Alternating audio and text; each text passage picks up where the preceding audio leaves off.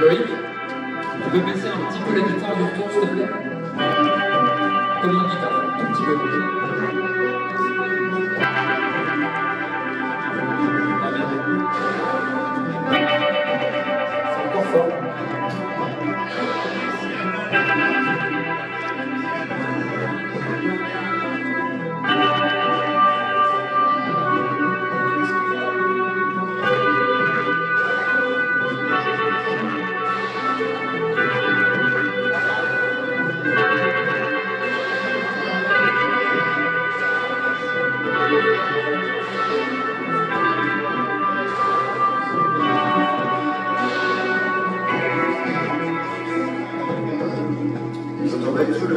C'est le levier principal qu'ils vont avoir pour tordre le cou quelque part au récalcitrant.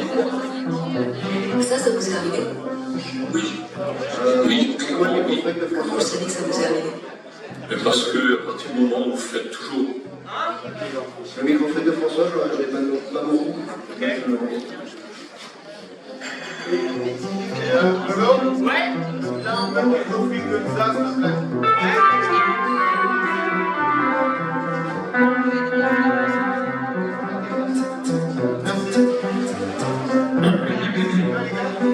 Attends.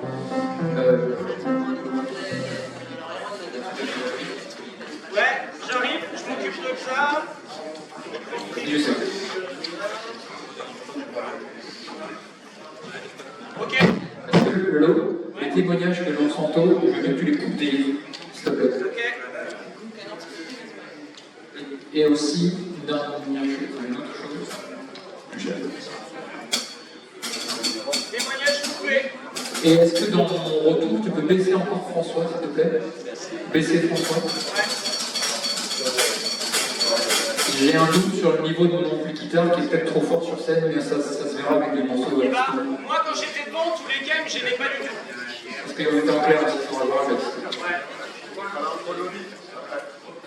On repart juste où c'est bon pour gérer les pannes et arrêter. On repart. La même chose à la fin. Comme si c'était la fin de l'interview, on enchaîne. Le beat. Non, tout de suite. D'accord.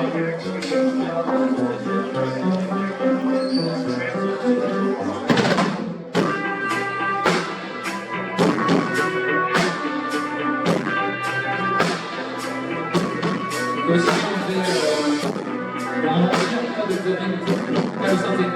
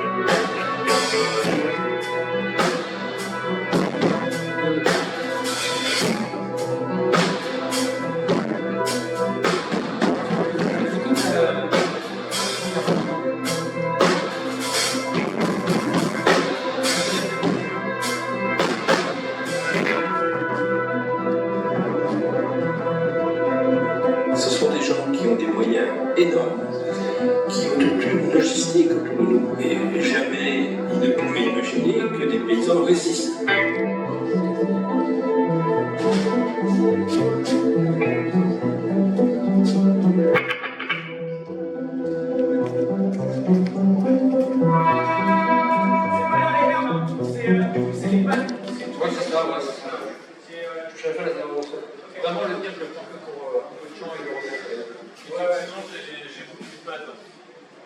beaucoup d'endos là. Pour le coup, j'ai l'impression que là, t'as été timide, peut-être. Je pense que ça dépend des morceaux. Ouais. Moi, je m'ajuste après. Ça part, ça pèse pendant un petit peu pour faire une partie de la journée.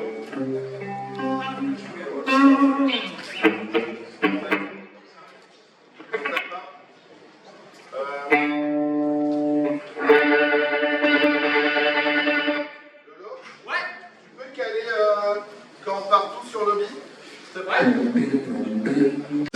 Merci d'être venu par quelque chose qui est très, je vais dire très fort, très puissant, mais ça nécessite le noir.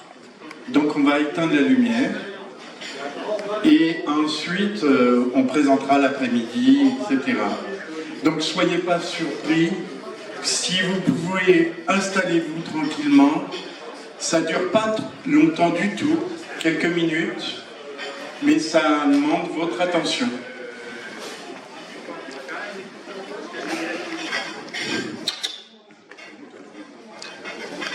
Oui, Julie Vachier devait venir avec nous et elle n'est pas retenue à cause de la tempête, elle est retenue au Japon parce qu'elle est quelqu'un qui crée de la vidéo et elle est très prise sur un thème au Japon, mais le 16 novembre, les prémices de ce que vous allez voir, ça va être complet à Saint-Brieuc le 16. Donc elle nous a demandé gentiment de lui faire bien sûr de la pub, mais de ne pas montrer l'ensemble de son œuvre.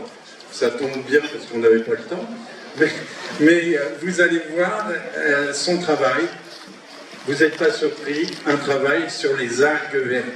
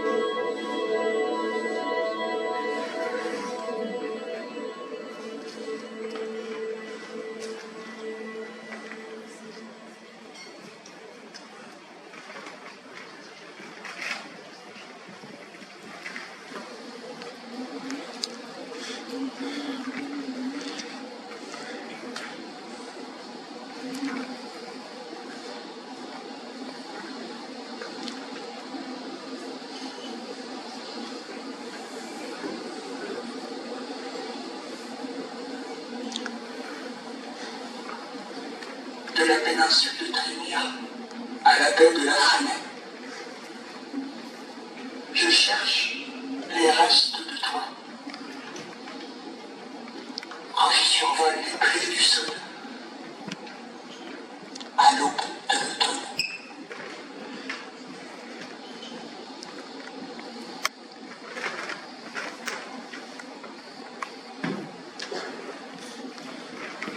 Couche en suspens dans l'eau colorée. Mutant sédiment en devenir. Géologie marine modifiée. Tu existes.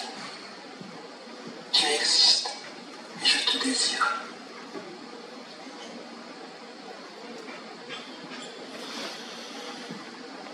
Toi, l'animal sans aile et sans nageoire. Toi, végétal sans racines, ni tiges, ni fleurs. Toi, Godzilla, l'alien, le blob, enfant du kraken endormi sur le sable. D'où viens-tu?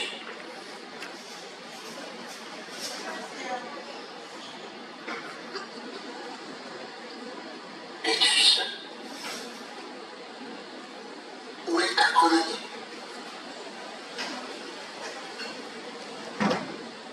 Quel type d'évolution a fait de toi un cycle répété et une créature du futur?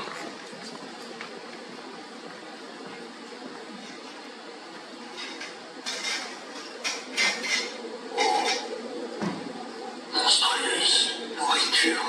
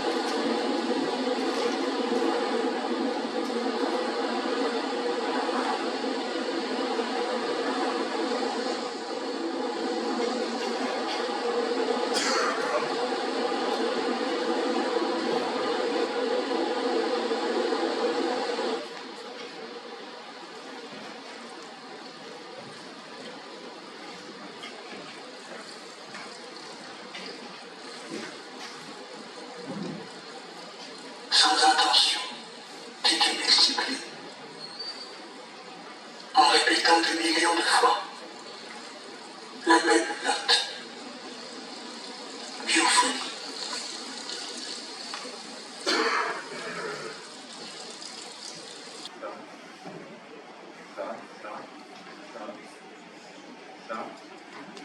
On va allumer le volume. Voilà. Ça donne vraiment envie, donc on ne va pas pouvoir projeter malheureusement entièrement, mais vous avez donc le 16 novembre à la villa de Rononec à Saint-Brieuc, la suite et plus encore de son œuvre, qui sera entre autres sur les algues vertes, mais autres aussi. Aujourd'hui, on est un peu dans une phase où on montre que les algues vertes sont en furie. Il y a un moment dans ce film, d'ailleurs, on voit que les algues vertes sont noires et sont en furie aussi. Mais là, tout n'est pas montré. Aujourd'hui, en fait, c'est un moment important. Pourquoi? Parce que le combat continue depuis longtemps, depuis plus de 20 ans, à la Grandville, en créant Alto Marée Verte, mais aussi parce qu'on se bat contre les victimes des marées vertes. Maintenant, elles sont recensées, Et dernièrement, on a vu, il y a ce Marcassin qui manifestement est bien mort à cause de ce purin qu'il y a en bas de la place de la Grand'Ville. Et Yves, il a les photos. Alors, on continue le combat. Bien sûr, l'affaire Morfoisse, l'affaire de Thierry Morfoisse, qui a été reconnue au tribunal des affaires sociales comme étant victime dans son travail, bon, il est mort dans son travail, mais au fond, la justice ne veut pas reconnaître que c'est de la faute de l'employeur et qu'il y a une faute inexcusable de l'employeur. Et Caroline nous a demandé, puisque c'est elle qui nous avait demandé elle avait créé un site il y a plus de 15 ans pour dire « Je veux connaître la vérité sur la mort de mon père ». Et on a créé ce comité de soutien et on a lancé ce combat. Et ce combat, bon, il n'est pas terminé parce qu'on a une possibilité d'aller en cassation.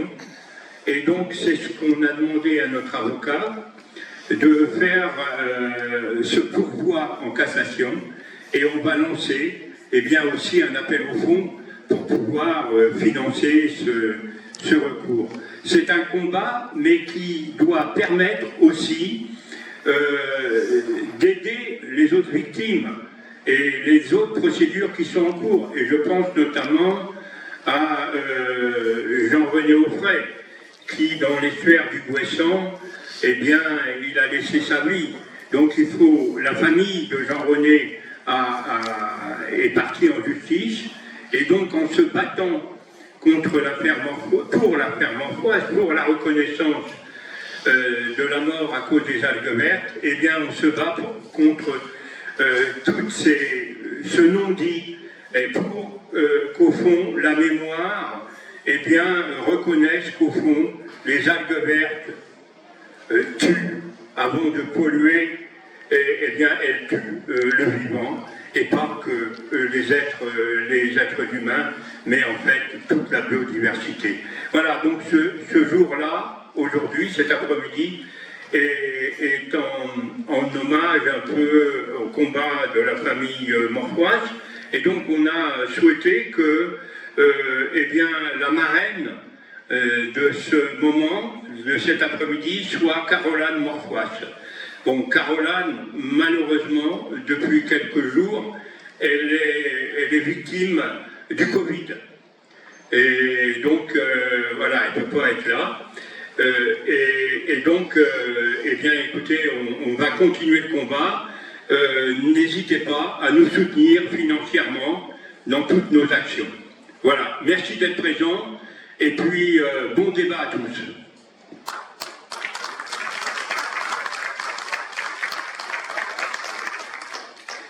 Bon, rebonjour. Donc, Gilles Monsillon, un des représentants de Halte aux Marées Vertes. Je vais vous dire deux mots. Vous connaissez très bien cette association, mais peut-être pas assez pourquoi on est ici à Pommeraye. Et je voudrais vous dire qu'il y a eu une opposition à Ilion, puisqu'on a voulu que ce festival et ce concert aient lieu à Ilion, bien sûr, l'endroit, j'allais dire, le plus meurtri par les algues vertes, mais la mairie, et vous avez appris aussi que l'ancien maire, Michael Cosson, veut avoir la possibilité de porter plainte contre le film Algues vertes de Pierre Jolivet et d'Inès Léraud. Et donc, il nous avait donné l'autorisation de la salle Palante. On s'était organisé pour que ce festival ait lieu là-bas. Et puis, à un moment, pendant l'été, ils nous ont fait lambiner. Ils nous ont dit, bah, faut attendre la fin des vacances.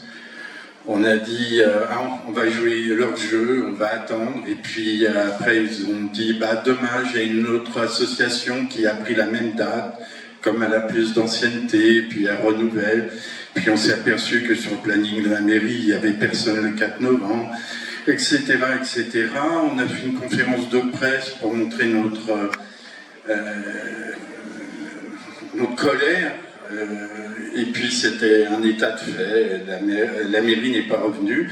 Et on a été accueillis très sympathiquement par la mairie de Pommerais. C'est pour ça que nous sommes ici. C'est pour dire, je tenais à vous le raconter très brièvement, mais qu'à chaque fois que l'on souhaite faire un pas, j'allais dire ici, comme une association comme les autres, et bien, on a devant nous des oppositions. Et quand on parle de combat des algues vertes, on voit bien que non, il n'y a pas un argument qui vaut l'autre argument. C'est toujours des bâtons dans les roues, c'est toujours des arguments qui sont faux, etc., etc. C'est pour ça que c'est vrai que c'est une bagarre un peu anxiogène, parce qu'il y a bien sûr tout un système à battre, mais on compte sur vous et on compte sur les citoyens pour établir le rapport de force. Merci.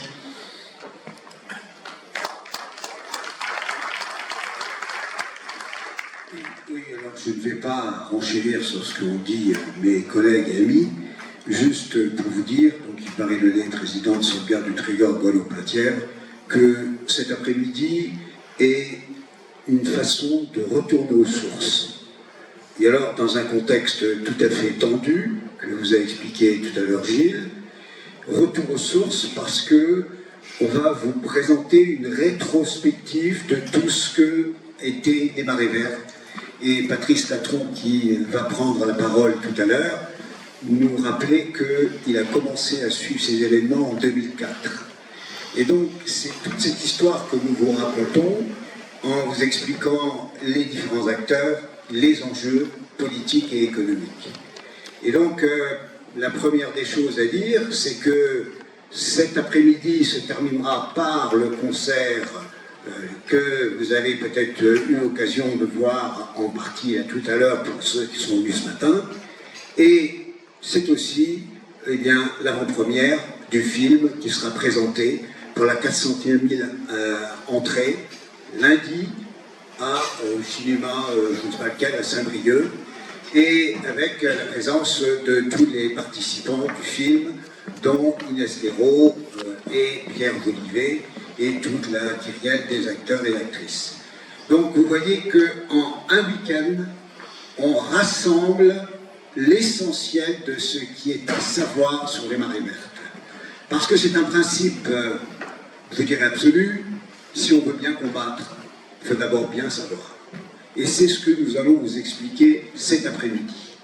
Et donc je remercie ici les participantes et les participants qui viendront expliquer justement en quoi les marées vertes et toutes les conséquences des marées vertes se font sentir en Bretagne, comment effectivement le combat est long, avec comme seul objectif sortir la Bretagne de sa soudure dans laquelle le plonge l'agriculture intensive et tous les élus politiques complices. Voilà le chemin que nous avons à parcourir et nous le ferons.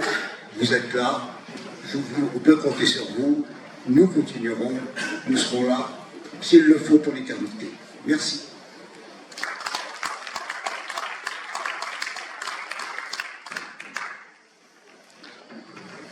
Donc maintenant, c'est Patrice Latron qui va vous présenter en tant que photographe le suivi de tout ce que nous avons fait depuis 2004, comme je le disais à l'instant. Bonjour, je suis auteur-photographe, je travaille principalement sur des sujets scientifiques, environnementaux et le monde du travail. Et en 2004, je ne sais plus à quelle occasion j'avais entendu parler de cette problématique d'algues vertes, je décide de faire un reportage sur ce sujet. Donc en tant que reporter, l'idée à l'époque, c'est d'essayer de comprendre la problématique algues vertes. Donc je vais essayer de rencontrer tous les interlocuteurs qui sont concernés par le sujet, notamment les chercheurs, et après les associations. Donc là, je ne suis pas documentariste, donc il n'y a pas de musique, ni de son, je vais vous commenter au fil de l'eau le sujet. Donc, ça commence par une carte de 1993 d'Alice Robert sur l'eutrophisation des côtes bretonnes.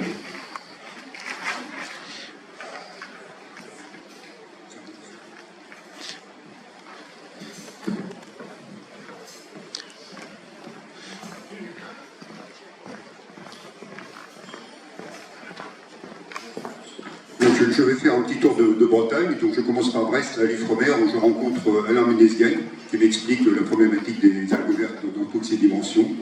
Lui était spécialisé dans les mouvements côtiers et l'eutrophisation des côtes. Et à l'époque, les algues vertes s'étalent déjà du sud de la Bretagne, presque jusqu'au Manche.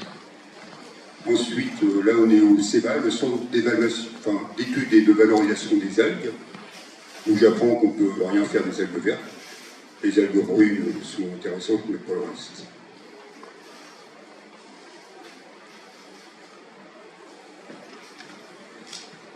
Je vais sur la plage de Morgat, sur la baie de Douarnenez.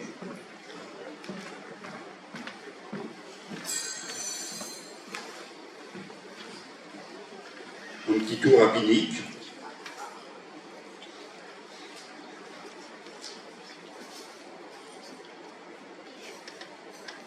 Et une plage par la suite très connue pour les algues vertes. Là on est fin juillet, début août. On verra que les touristes ne se bousculent pas sur la plage.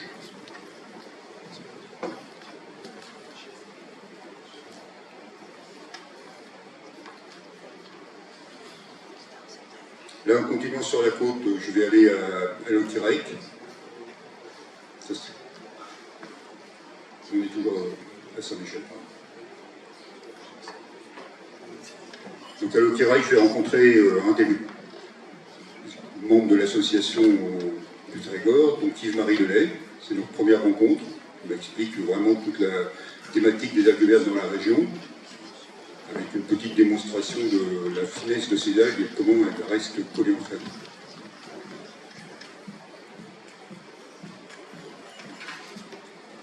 Après, je vais me rapprocher d'Illon. Là, on est dans l'anse d'Iffignac, et du côté de la grève d'Illon. On est dans la réserve naturelle de la baie de Saint-Brieuc.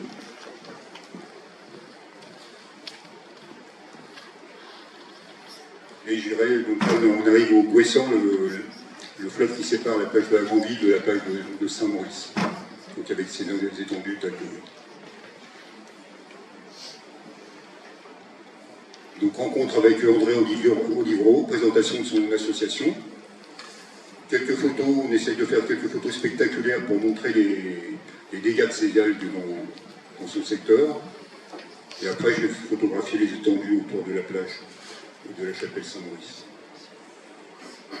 Important pour les algues vertes, j'avais oublié sa paire de bottes pour travailler.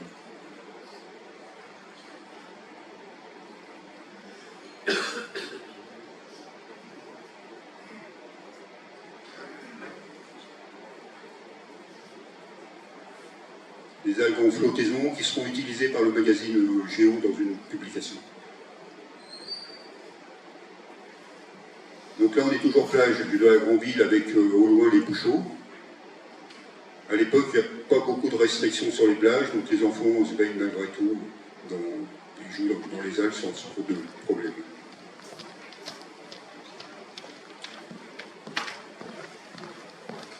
Donc en plus des accumulations d'algues, je ferai quelques photos sur l'agriculture locale. Et je ne vais pas vous passer parce qu'on n'a pas vraiment le temps pour ça, mais je découvre quand même que la Bretagne est devenue une terre de maïs avec des maïs qui sont plus hauts que moi, que j'ai beaucoup de mal à mettre en image.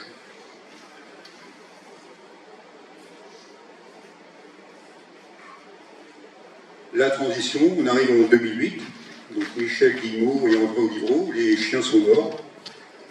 C'est une année exceptionnelle pour les algues. Donc mon idée ici, c'est pour continuer mon sujet de 2004, c'est vraiment de trouver des photos marquantes et importantes. Et quand j'arrive ici, en fait, la jeune femme vétérinaire a perdu ses 2 chiens. Donc, mon idée fixe, c'est d'arriver à faire son portrait. Ça, c'est un petit aspect du Gouessant à l'époque. Portrait que vous ne verrez pas, parce que la jeune femme, après avoir accepté d'être photographiée, me rappellera pour refuser la diffusion des photos. Donc les accumulations, c'est la première fois que j'en voyais autant, avec autant d'engins pour les ramasser. Là, il n'y a pas d'odorama, donc il n'y a pas de problème.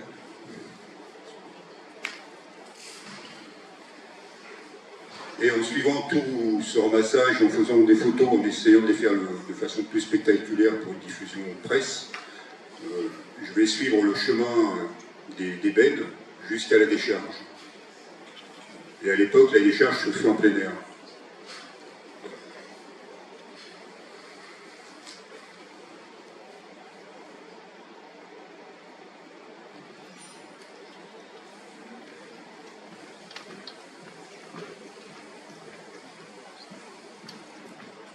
Donc l'idée, c'est toujours à travers un regard de photographe de montrer l'étendue des dégâts et en même temps d'essayer d'impressionner entre guillemets le public pour que la presse soit motivée à publier ces photos.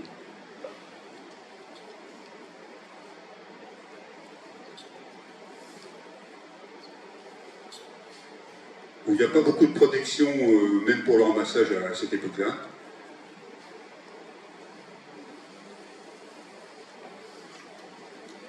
Donc on va rencontrer, je crois me souvenir que c'est Claude Cabaret, qui est responsable des déchets verts, je crois que c'est Lyon. Donc là on est dans toute la problématique du stockage, c'est-à-dire on stocke les algues, on les mélange aux déchets verts, et puis après on refait de l'épandage dans le champ. Donc c'est un petit peu le serpent qui se mord la queue, on pourrait dire.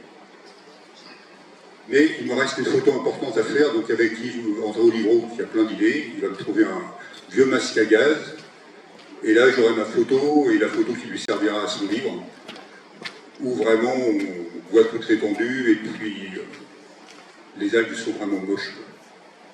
Là, 2012, j'accompagne des journalistes dans un voyage de la région Bretagne, à Fouesnant. Peut-être que vous reconnaîtrez des gens, moi je sais pas. Il s'agit de présenter aux journalistes le plan de lutte contre les algues vertes.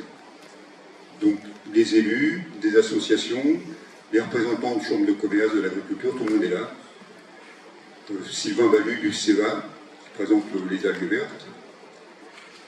Et l'idée, c'est de montrer aux journalistes que des millions d'euros sont mis sur la table pour régler le problème des algues vertes. Donc on va nous promener dans toute la Bretagne, notamment à Fouesnant.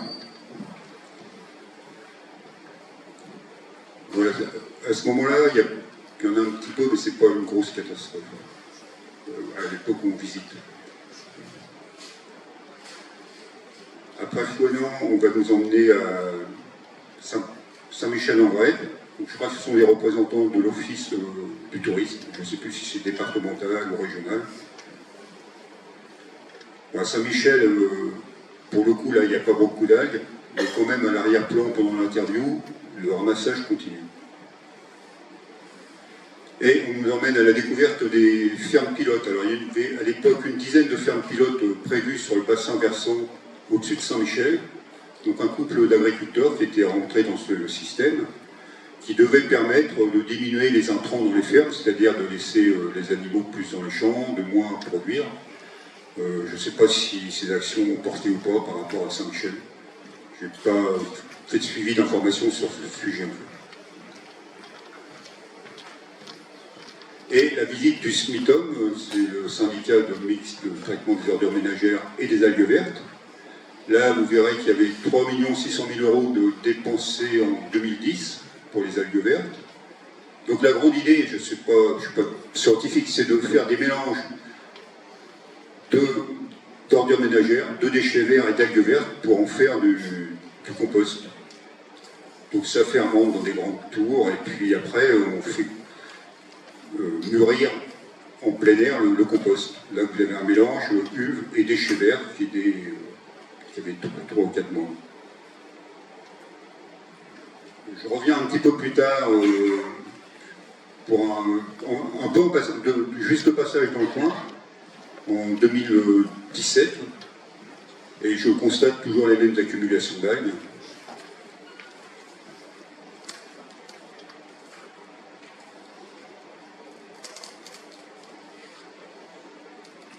Là, je crois que c'est une photo qui est passée dans le film.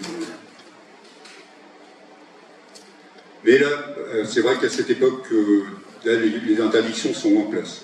Donc il y a des panneaux d'interdiction, des arrêtés préfectoraux, 2014, 2016, 2017, enfin les choses s'enchaînent.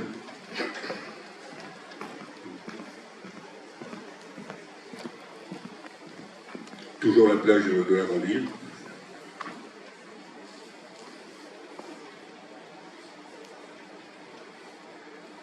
Bon, là, les accumulations sont bien vertes. Ça veut dire qu'elles sont plutôt fraîches, si on peut parler comme ça.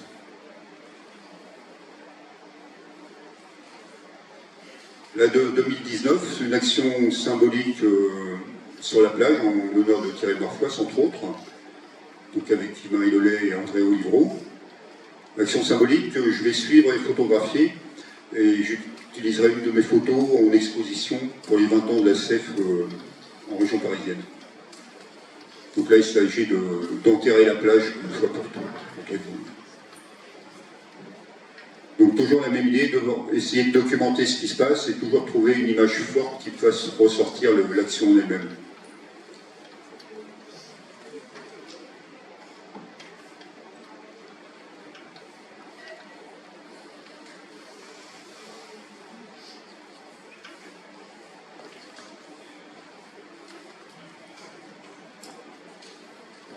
Donc là, c'est assez malodorant aussi.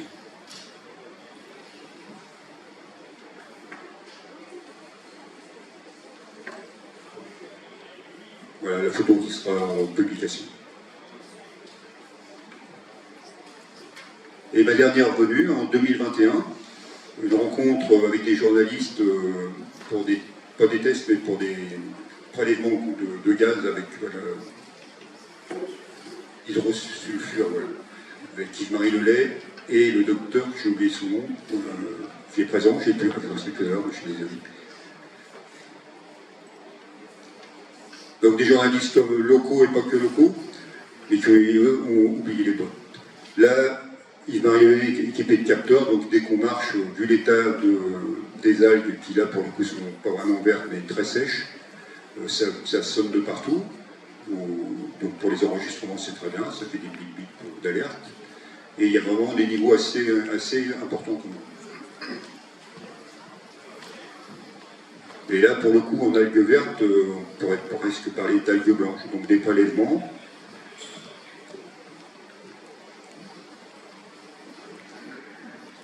Et malgré tout, toujours des ramassages en cours. Donc ça sera ma dernière intervention sur le sujet, avec les tractopelles, et malheureusement, toujours ces veines d'algues vertes qu'on espère ne plus voir un jour, si c'est possible. Voilà. Ça marche. Oui, alors je suis la petite virgule musicale. Donc, pour me présenter, je viens de l'hypercentre de la Bretagne, de Rostrenin, et j'ai été paysan là-bas pendant 30 ans. Et maintenant, je suis en retraite. Plus facile. Et pendant tout ce temps-là, j'ai fait des chansons et bien je viens vous en présenter quelques-unes cet après-midi. La chanson pour me présenter, j'ai choisi une chanson qui parle de l'agriculture paysanne parce que c'est le combat qu'on a passé notre vie à se battre pour ça en fait. Et c'est pas toujours facile de l'expliquer aux autres, alors voilà, c'est une chanson de dialogue.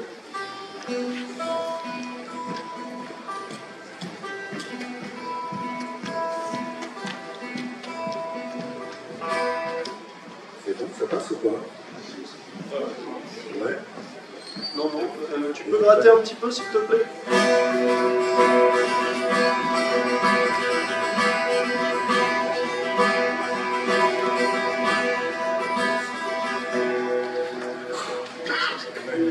Ce sera mieux comme ça.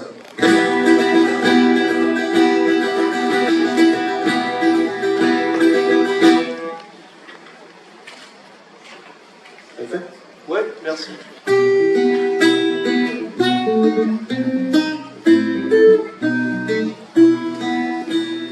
Tu sais l'ami, c'est pas facile de t'expliquer pourquoi je me bats.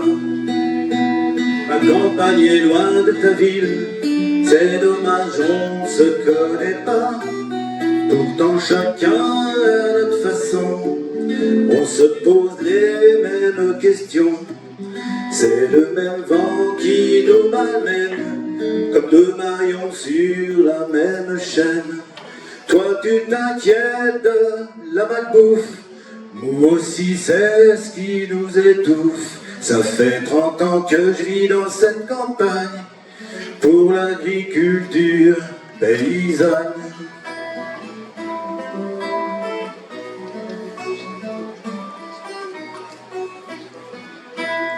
Tu sais, chez toi, c'est comme ici, c'est pas les gens qui font les lois, c'est la finance et l'industrie, sans s'occuper du résultat. Mais moi je laisserai pas s'envoler pour des bénéfices à court terme tous nos savoirs accumulés et nos bonheurs de vivre à la ferme. Y en a qui s'inquiètent de la malbouffe, nous aussi c'est ce qui nous étouffe. Ça fait 30 ans qu'on se bat dans notre campagne pour l'agriculture paysanne.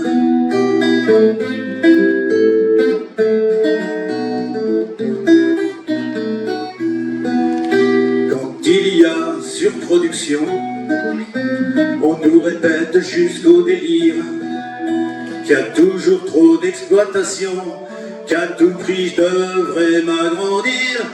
Mais moi je suis pas un mercenaire, prêt à produire tout pour pas cher. Moi je préfère avoir des voisins qu'un gros troupeau de gros engins. Y en a qui s'inquiètent de la malbouffe, nous aussi c'est ce qui nous étouffe. Ça fait 30 ans qu'on se bat dans notre campagne, vive l'agriculture paysanne. La société qu'on nous prépare, au nord, au sud et au milieu, c'est du plastique et du cafard, et tout un tas de choses bien dégueu. Alors pense à moi si tu enrages de ce monde en déséquilibre. La bonne bouffe, les beaux paysages, c'est fait par des paysans libres. Y en a qui s'inquiètent de la malbouffe, nous aussi c'est ce qui nous étouffe. Ça fait 30 ans qu'on se bat dans notre campagne, vive l'agriculture paysanne. La la li li la la la la la la la la.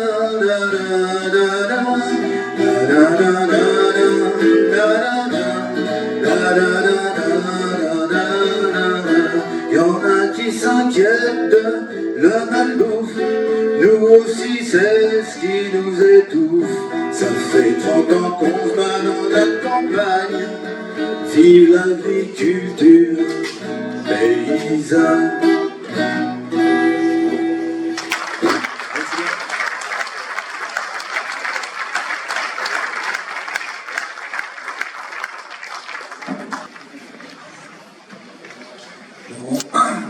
Donc, vous disiez tout à l'heure, c'est Yann Lemeur, puisque aujourd'hui, vous avez vu les marées vertes, vous les avez vues à partir de 2004 avec Patrice Latron, et vous avez vu que ça n'a pas beaucoup changé. Vous allez voir justement qu'est-ce qui se passe aujourd'hui, ces marées de 110, que Yann Lemeur, qui a un site magnifique, Vivre sur les oiseaux, eh bien, a fait. Il nous a présenté les marées vertes au coefficient 110 des dernières grandes marées et essayer de trouver une différence avec ce qui se passait il y a 20 ans, et on en reparle.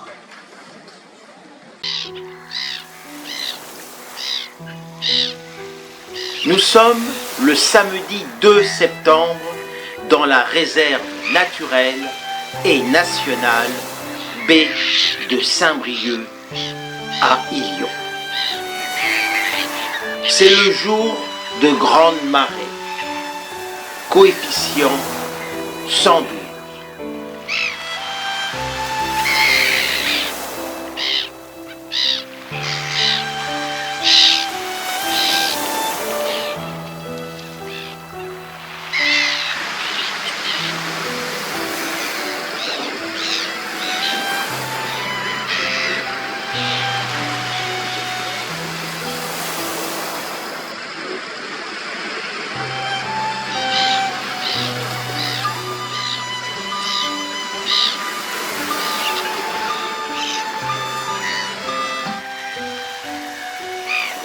Ce n'est pas un film touristique, malheureusement. La grande marée verte arrive.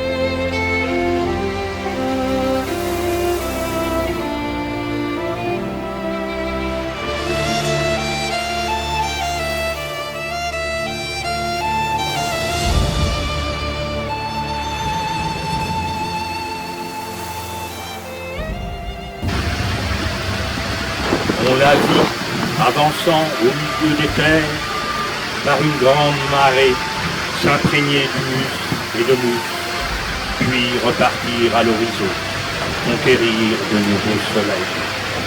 Ils ont tué la baie de Saint-Brieuc. Quand le printemps arrivait, les tombereaux de lisier coulaient jusqu'à ses entrailles, et là le cancer prospérait. Aucun des empoisonneurs n'osa la regarder en face.